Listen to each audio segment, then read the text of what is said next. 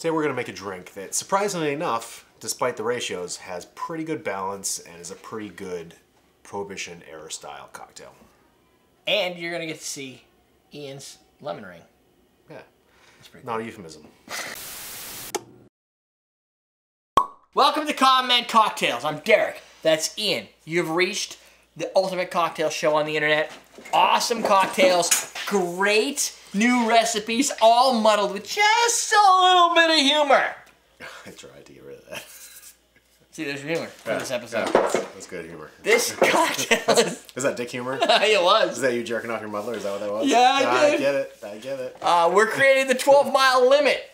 I don't even know what that means, but this recipe comes from Ted High's Vintage Spirits and Forgotten Cocktails. Somebody forgot about it. Submitted by Justin Waterhouse. Executive producer is Juha. Right down below, what Ian's going to be mixing up for you right now. I'm just giving Juha a few seconds of yeah, awesome give us some screen time.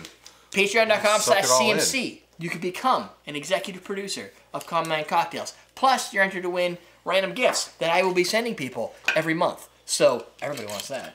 Everybody likes random free stuff. Yeah. This recipe is a whole ounce of white rum, a half ounce of the following ingredients: rye whiskey, brandy, grenadine, lemon juice.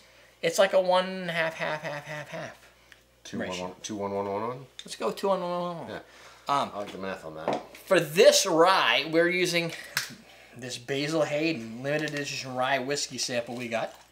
I don't know if this video is posted yet. Probably not, but it will be. Well, I just ram it. Nail it in there. Nail it in. So this is going to be put in a coupe glass. It's a built-in shaker, which is new for this month. We haven't done anything that's really been a shaken cocktail. Because mainly gin and tonics are usually built in glass. What do you like more, E&J or Christian Brothers? Christian Brothers or E&J, I don't like the difference. I don't know. We have Christian Brothers.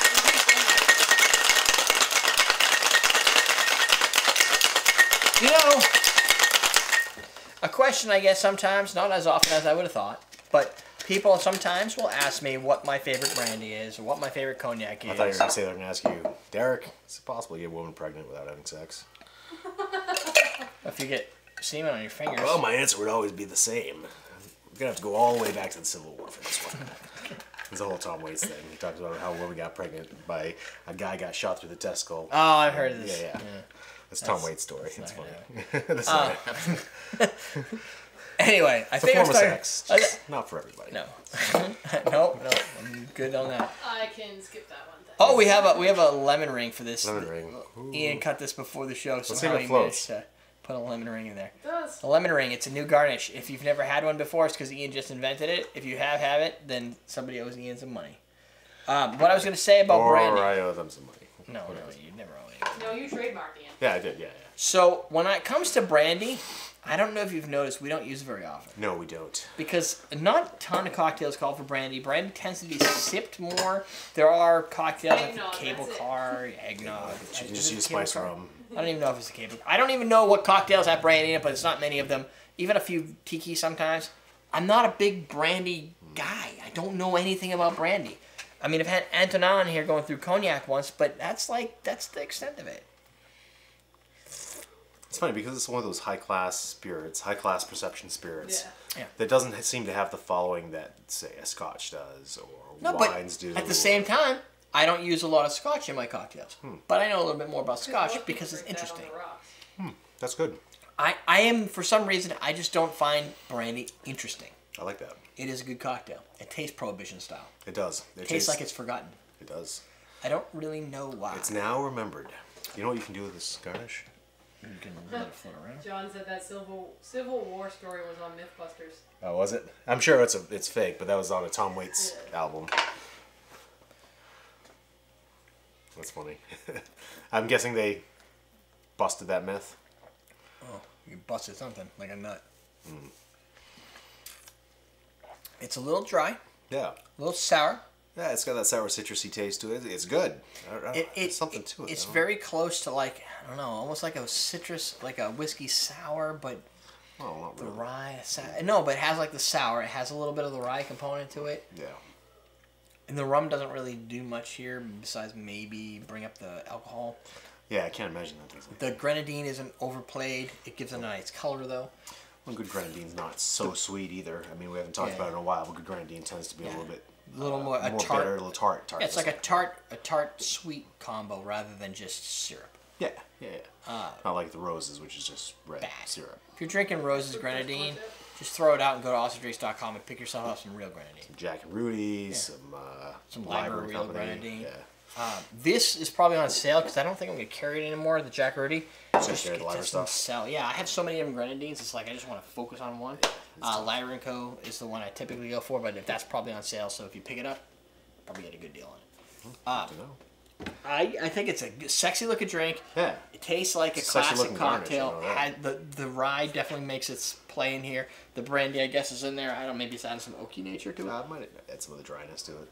Maybe. I mean, it's well balanced for what it is. And the Grenadine is your sweet component.